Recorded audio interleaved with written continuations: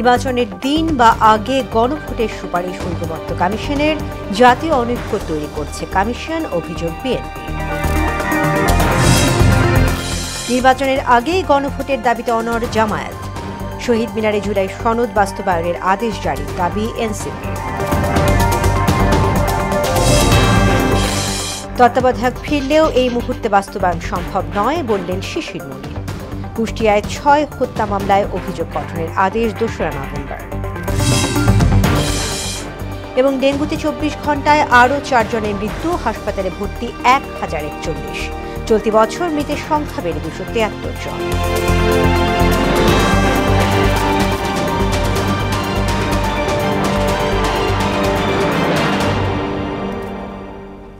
আসসালামু আলাইকুম, মোহনা সংবাদে সবাইকে স্বাগত। শুনছিলেন শিরোনাম, পুরো সংবাদে আছি আমি তাসমিয়া জেরিন। এবারে বিস্তারিত। জাতীয় নির্বাচনের দিন অথবা আগেই গণভোট আয়োজনের সুপারিশ করেছে জাতীয় ঐকমত্য কমিশন। এক্ষেত্রে দ্রুত ইসির সঙ্গে আলোচনায় বসতে সরকারকে তাগিদ দিয়েছেন ঐকমত্য কমিশন সহসভাপতি অধ্যাপক আলী রিয়াজ। এর আগে জুলাই সনদ বাস্তবায়নের সুপারিশ প্রধান উপদেষ্টার কাছে জমা দেওয়া হয়। এ সময় ডক্টর ইউনূস বলেন, সনদ বাস্তবায়ন হলে জাতি অতীত থেকে বেরিয়ে আসতে পারবে। আরও জানাচ্ছেন সুরাইয়া মুন্নী। জুলাই সনদ স্বাক্ষরের ১২ দিন পর এর বাস্তবায়ন প্রক্রিয়ার সুপারিশ প্রধান উপদেষ্টা অধ্যাপক মোহাম্মদ ইউনূসের কাছে জমা দেয় ঐকমত্য কমিশন। সনদের আইনি ভিত্তির জন্য বিশেষ আদেশ এবং গণভোটের আয়োজনের প্রস্তাব করা হয়েছে। মঙ্গলবার দুপুরে রাষ্ট্রীয় অতিথি ভবন যমুনায় সনদ বাস্তবায়নের সুপারিশমালা প্রধান উপদেষ্টা অধ্যাপক মোহাম্মদ ইউনূসের কাছে হস্তান্তর করেন ঐকমত্য কমিশনের সদস্যরা। এ সময় ড ইউনূস বলেন, অতীতের বিভীষিকা থেকে বেরিয়ে আসতে জুলাই সনদ গুরুত্বপূর্ণ ভূমিকা রাখবে। ঐতিহাসিক পরিবর্তন, সেটা তাদের বাস্তবায়নের প্রক্রিয়াটা যদি আমরা সঠিকভাবে পালন করতে পারি, কাজ এগিয়ে নিয়ে যেতে পারি, তাহলে বাংলাদেশ অতীত থেকে মুক্ত হয়ে যাবে।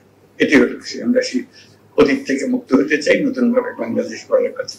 সুপারিশ হস্তান্তর শেষে এই বিষয়ে ফরেন সার্ভিস একাডেমিতে ব্রিফ করেন ঐকমত্য কমিশনের সহসভাপতি আলী রিয়াজ। তিনি বলেন, জুলাই সনদ বাস্তবায়নের জন্য সংবিধানের সঙ্গে জড়িত ৪৮টি বিষয়ে আদেশ জারি করা হবে। তার অধীনেই হবে গণভোট। তবে গণভোটের বিষয়ে সুনির্দিষ্ট দিন নির্ধারণ করে দেওয়া হয়নি। আদেশের তফসিলে যে ৪৮টি বিষয় আছে, সেগুলো অন্তর্বর্তী সরকার সেগুলোকে বিল আকারে প্রস্তুত করেও জনগণের সামনে উপস্থাপন করতে পারেন।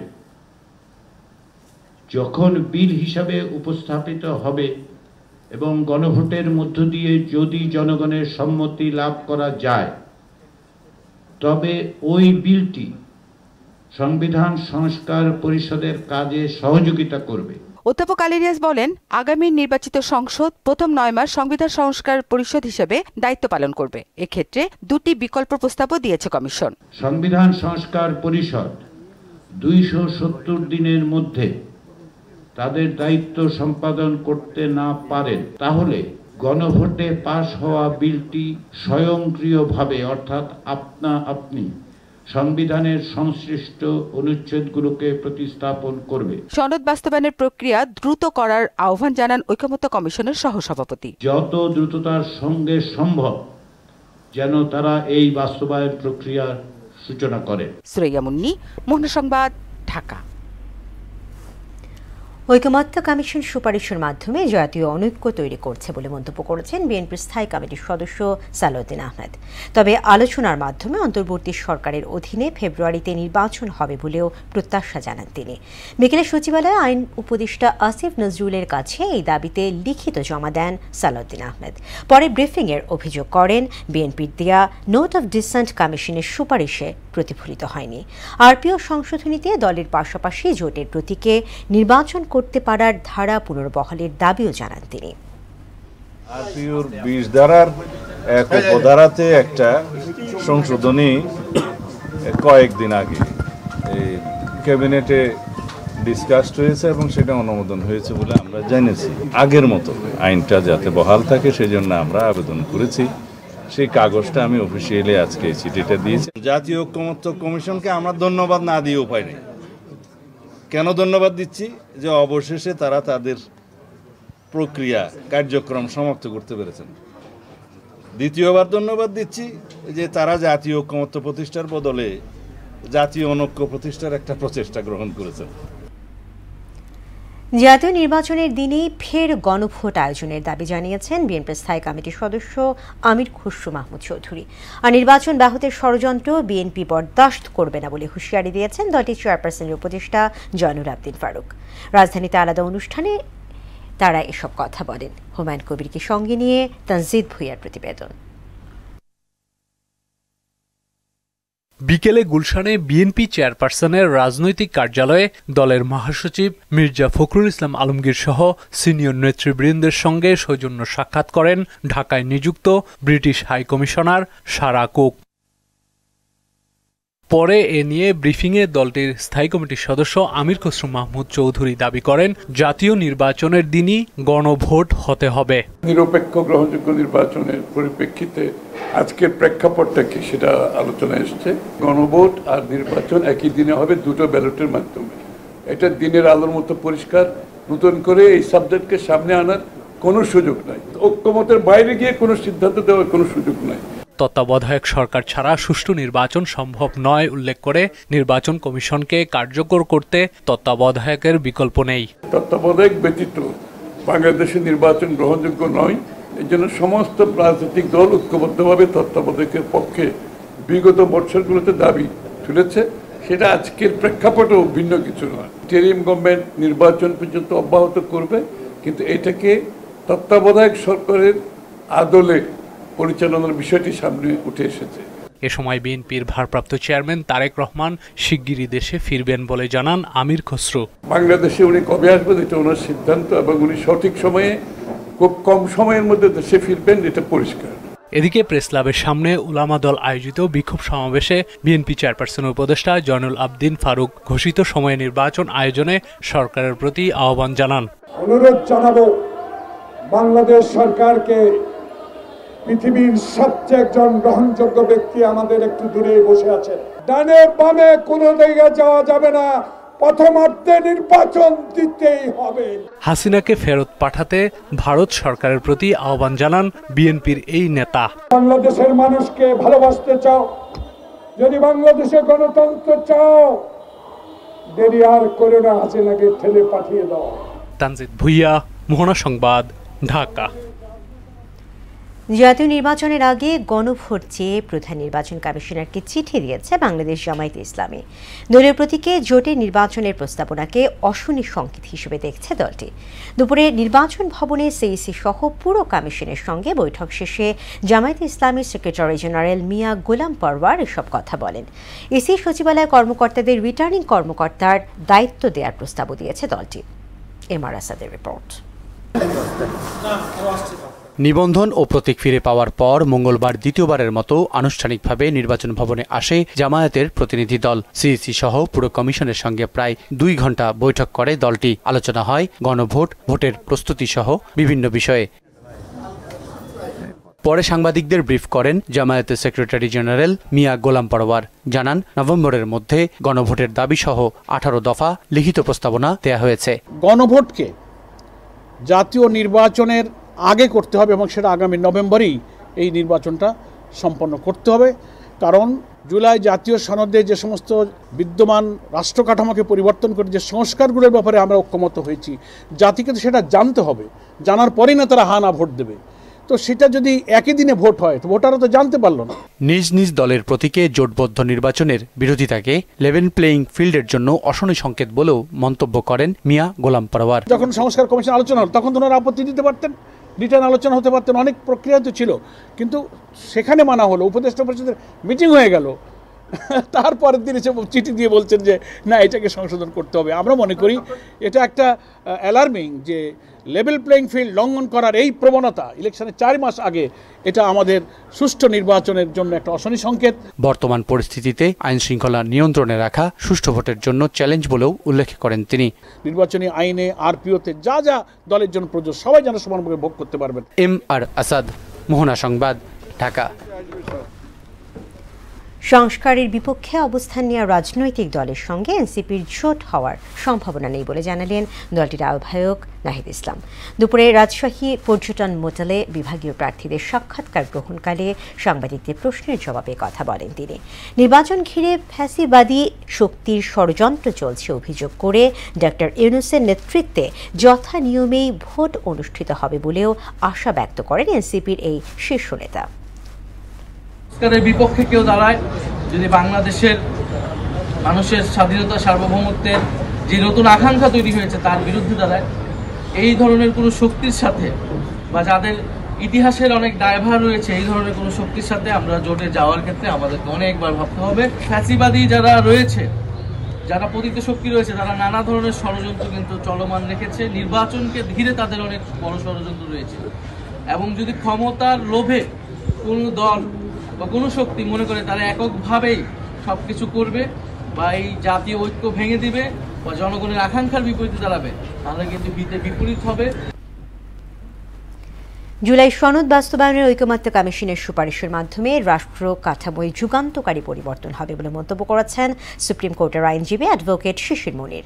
মঙ্গলবার এনসিপি আয়োজিত জুলাই সনদ বাস্তবায়ন রূপরেখা শীর্ষক আলোচনা সভায় অংশ নিয়ে তিনি আরও বলেন, জুলাই সনদ বাস্তবায়নের সুফল ৩০ বছরের মধ্যে দৃশ্যমান হবে। এতে এনসিপির মুখ্য সমন্বয়ক নাসির উদ্দিন পাটোয়ারি বলেন, প্রধান উপদেষ্টাকে শহীদ মিনারে এসে জুলাই সনদ বাস্তবায়ন আদেশ জারি করতে হবে, এর বাইরে তার কোনো সেফ এক্সিট নেই। নোট অফ ডিসেন্টের কবল থেকে আমরা মুক্তি পেয়েছি। যে যাই নোট অফ ডিসেন্ট দিয়েছেন, আমি মনে করি যে দলই দিয়ে থাকেন, জামাত ইসলামী দেন, বিএনপি দেন, এনসিপি দেন, যে যেখানেই নোট অফ ডিসেন্ট দিয়েছেন, এই নোট অফ ডিসেন্টগুলো স্বেচ্ছায় সজ্ঞানে নিজ দায়িত্বে সকলেরই তুলে নেওয়া দরকার। এইটা যদি প্র্যাকটিস করা যায় আগামী 10, 20, 30 বছর, তাহলে বাংলাদেশ একটা নতুন শেপ নিবে, নতুন একটা কাঠামোগত পরিবর্তন ডেভেলপ হবে। ডক্টর ইউনূস শহীদ মিনারে যেতে হবে, সেখানে গিয়ে জুলাই সনদের আদেশ জারি করবেন, সাইন করবেন, আমরাও সেখানে সাইন করব।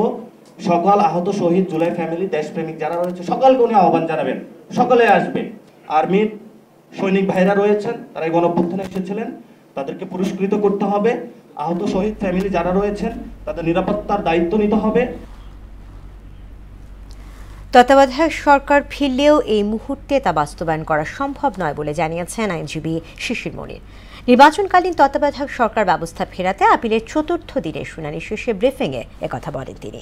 তত্ত্বাবধায়ক সরকারের ধারণাকে রাজনৈতিক ইতিহাসের অনন্য ধারণা উল্লেখ করে এই ব্যবস্থা বাতিল হওয়ায় ১৭ বছরে জাতিকে অনেক খেসারত দিতে হয়েছে বলেও মন্তব্য করেন তিনি। সকালে প্রধান বিচারপতির নেতৃত্বে ৭ বিচারপতির পূর্ণাঙ্গ আপিল বেঞ্চে এ শুনানি হয়। বর্তমান কোনো পার্লামেন্ট নাই, সুতরাং পার্লামেন্ট ভাঙারও প্রশ্ন আসে না। পার্লামেন্ট যদি না ভাঙে তাহলে কেয়ারটেকার গভর্নমেন্ট কি করে গঠিত হবে? ইন্টারিম গভর্নমেন্ট যেটা আছে এটাই কন্টিনিউ করবে, এটাই তার 3টা ম্যান্ডেট আছে, একটা বিচার, একটা সংস্কার, একটা নির্বাচন। কেয়ারটেকার গভর্নমেন্টকে রেস্টোর করা উচিত, কিন্তু তার সাথে কোনো অবজারভেশন দেওয়া উচিত না, যেহেতু একটা বৃহত্তর সংস্কার প্রক্রিয়া চলমান। মানবতা বিরোধী অপরাধের পৃথক 2 মামলায় জাসদ সভাপতি হাসানুল হক ইনু এবং আওয়ামী লীগ নেতা মাহবুবুল আলম হানিফ সহ 4 জনের বিরুদ্ধে অভিযোগ গঠনের আদেশ দেওয়া হবে 2 নভেম্বর। সকালে আন্তর্জাতিক অপরাধ ট্রাইব্যুনাল 2-এর চেয়ারম্যান বিচারপতি নজরুল ইসলাম চৌধুরী নেতৃত্বাধীন 3 সদস্যের বিচারিক প্যানেল আদেশের দিন ধার্য করেন।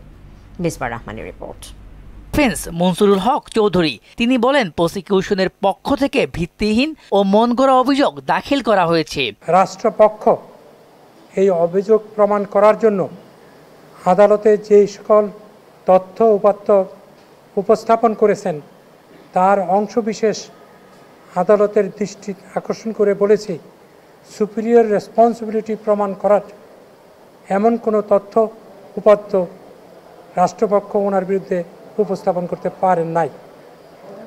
আর দ্বিতীয় যে চার্জ কমপ্লিসিটি, ওনার যে সম্পৃক্ততা, এই ব্যাপারেও কোনো তথ্য উপাত্ত আনতে পারেন নাই।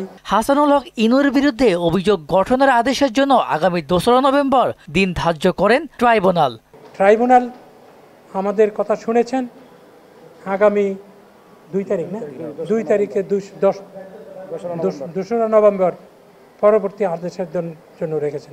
এদিকে জুলাই আগস্টে সংগঠিত মানবতা বিরোধী অপরাধের অন্য এক মামলায় আওয়ামী লীগ নেতা মাহবুবুল আলম হানিফ সহ 4 আসামির বিরুদ্ধে অভিযোগ গঠনের আদেশ দেওয়া হবে আগামী 3 নভেম্বর। এই মামলা থেকে 4 আসামির অব্যাহতির আবেদন করেন রাষ্ট্রনিযুক্ত আইনজীবী আমির হোসেন। মিসবাহ রহমান, মোহনা সংবাদ, ঢাকা। বাড়ছে ডেঙ্গু আক্রান্ত ও মৃতের সংখ্যা। দেশের বিভিন্ন হাসপাতালে প্রতিদিন ভর্তি হচ্ছে শয়ে শয়ে রোগী। গেল 24 ঘন্টায় ডেঙ্গুতে প্রাণ হারিয়েছে 4 জন। হাসপাতালে ভর্তি হয়েছেন 1041 জন। এ নিয়ে চলতি বছর ডেঙ্গুতে মৃতের সংখ্যা বেড়ে দাঁড়ালো 273 জনে, আর শনাক্ত হয়েছে 67,464 জন। আজ স্বাস্থ্য অধিদপ্তর থেকে পাঠানো সংবাদ বিজ্ঞপ্তিতে এ তথ্য জানানো হয়। গত 24 ঘন্টায় হাসপাতালে ভর্তি হওয়াদের মধ্যে ঢাকা বিভাগে 206 জন সহ 2 সিটি কর্পোরেশনের 370 জন। এছাড়া বরিশাল বিভাগে 174 জন, চট্টগ্রামে 120, খুলনা বিভাগে 49, ময়মনসিংহে 49, রাজশাহীতে 45, রংপুরে 19 এবং সিলেট বিভাগে 9 জন। বিরতির পর আবার আমন্ত্রণ মোহনার সংবাদের সঙ্গে আছে তাসমিয়া জারিন।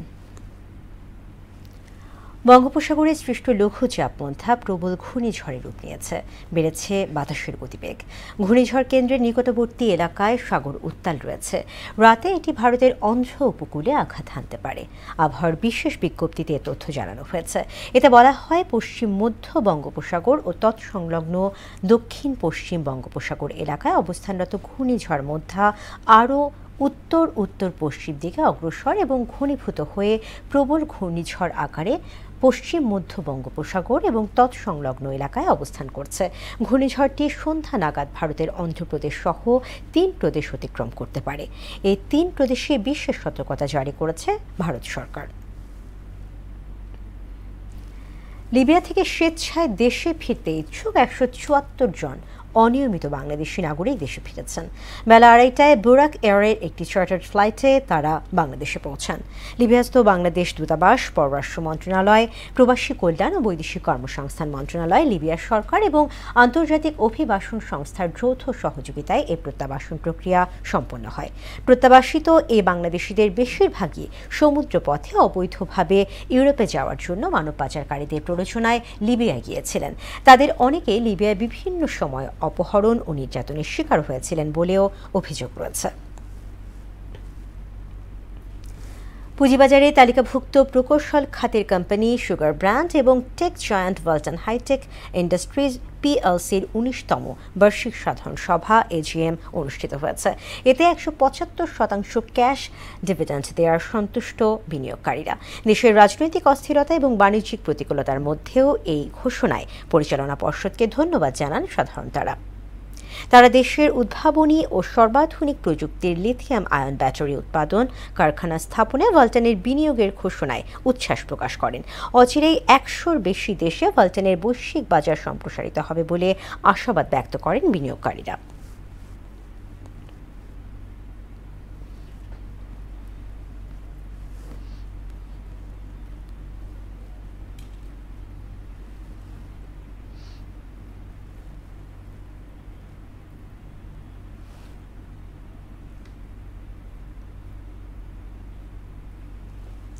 আন্তর্জাতিক প্রসঙ্গ।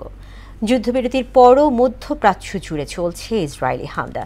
পশ্চিম তীর, সিরিয়া এবং লেবাননে দেশটির সামরিক অভিযান অব্যাহত থাকায় পুরো মধ্যপ্রাচ্যে নতুন করে দেখা দিয়েছে অস্থিরতা। এরই মধ্যে গাজায় আরও এক জিম্মির মৃতদেহ হস্তান্তর করেছে হামাস। অন্যদিকে হামাস ইসরায়েলি সব জিম্মির মরদেহ ফেরত না দেওয়া পর্যন্ত গাজায় যুদ্ধ অব্যাহতের ঘোষণা দিয়েছেন দেশটির সেনাপ্রধান। বিস্তারিত ইশতিয়াক হোসেনের ডেস্ক রিপোর্ট। মধ্যপ্রাচ্যের বিভিন্ন অঞ্চলে যুদ্ধবিরতির পরও ইসরায়েলের হামলা থামেনি। গাজায় গত 10 অক্টোবর ঘোষিত যুদ্ধবিরতি কার্যকর হওয়ার পরও সেখানে ইসরায়েলি আগ্রাসন বন্ধ হয়নি। এছাড়া সিরিয়া ও লেবাননে সামরিক অভিযান চালানোয় পুরো অঞ্চল নতুন করে অস্থিতিশীল হয়ে উঠেছে। গাজার পশ্চিম তীরেও ফিলিস্তিনিদের বিরুদ্ধে দমন অভিযান জোরদার করেছে তেল আবিব। 2023 সালের 7 অক্টোবর থেকে এ পর্যন্ত শুধু পশ্চিম তীরেই 1000-এর বেশি ফিলিস্তিনি নিহত হয়েছেন। সম্প্রতি সিরিয়াতেও হামলা জোরদার করেছে নেতানিয়াহু সেনারা। গেল বছর ডিসেম্বরে সাবেক প্রেসিডেন্ট বাশার আল আসাদ সরকার পতনের পর থেকেই দেশটি সামরিক অবকাঠামো লক্ষ্য করে হামলা চালাচ্ছে ইসরায়েল। এর মধ্যে গত রোববার দক্ষিণ সিরিয়ার কুনিত্রা প্রদেশের আল রাজানিয়া ও সাইদা আল হানুদ গ্রামে ইসরায়েলি বাহিনী চেকপোস্ট স্থাপন করেছে বলে খবর দিয়েছে সরকারি সংবাদ সংস্থা সানা।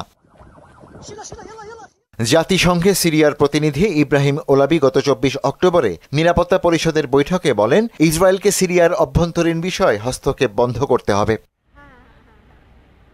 এদিকে লেবাননের দক্ষিণাঞ্চলেও নিয়মিত বিমান ও ড্রোন হামলা চালাচ্ছে ইসরায়েল। গেল রোববার বালবাকের নবিচিত ও দক্ষিণ লেবাননের নাকুরা এলাকায় 2 জনকে হত্যা করা হয়। যদিও 2024 সালের 27 নভেম্বর ইসরায়েল ও লেবাননের মধ্যে যুদ্ধবিরতি চুক্তি হয়। ইসরায়েলের দাবি হিজবুল্লাহর পুনর্গঠন ঠেকাতেই এসব হামলা চালানো হচ্ছে। এসবের মধ্যে মার্কিন ভাইস প্রেসিডেন্ট জেডি ভ্যান্স গত সপ্তাহে ইসরায়েল সফরে বলেন, গাজায় 10 অক্টোবরের যুদ্ধবিরতি প্রত্যাশার চেয়েও ভালোভাবে চলছে। তবে বাস্তবে ইসরায়েল গাজায় হামলা চালিয়ে যাচ্ছে। যুদ্ধবিরতি কার্যকর হওয়ার পর থেকে প্রায় শতাধিক ফিলিস্তিনি নিহত হয়েছেন। এরই মধ্যে আরও এক মৃত জিম্মির দেহাবশেষ ইসরায়েলের কাছে হস্তান্তর করেছে হামাস। রেড ক্রস কফিনটি গ্রহণ করেছে এবং সেটি গাজায় অবস্থানরত ইসরায়েলি সেনাদের কাছে পৌঁছে দেওয়ার প্রক্রিয়া চলছে বলে এক প্রতিবেদনে জানিয়েছে আল জাজিরা। অন্যদিকে হামাস যতদিন পর্যন্ত মৃত সব ইসরায়েলি জিম্মির মরদেহ ফেরত না দেবে ততদিন পর্যন্ত গাজায় যুদ্ধ শেষ হবে না বলে জানিয়েছেন ইসরায়েলের সেনাপ্রধান লেফটেন্যান্ট জেনারেল ইয়াল জামির। ইশতিয়াক হোসেন, মোহনা সংবাদ। শেষ করব মোহনা সংবাদ, যে আবার আগে শিরোনামগুলো আরো একবার।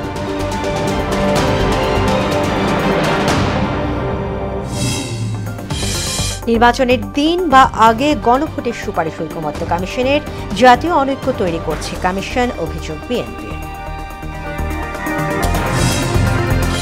নির্বাচনের আগে গণভোটের দাবিতে অনড় জামায়াত, শহীদ মিনারে জুলাই সনদ বাস্তবায়নের আদেশ জারির দাবি এনসিপি। তত্ত্বাবধায়ক ফিরলেও এই মুহূর্তে বাস্তবায়ন সম্ভব নয় বললেন শিশির মনির। কুষ্টিয়ায় 6 হত্যা মামলায় অভিযোগ গঠনের আদেশ 2 নভেম্বর। এবং ডেঙ্গুতে 24 ঘণ্টায় আরও 4 জনের মৃত্যু, হাসপাতালে ভর্তি 1041। চলতি বছর মৃতের সংখ্যা বেড়ে 273 জন।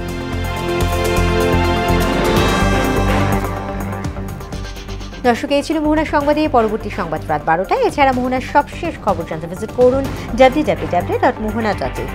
সংবাদ দেখতে পারেন আমাদের ফেসবুক পেজ ও ইউটিউবে। এতক্ষণ সঙ্গে থাকার জন্য ধন্যবাদ।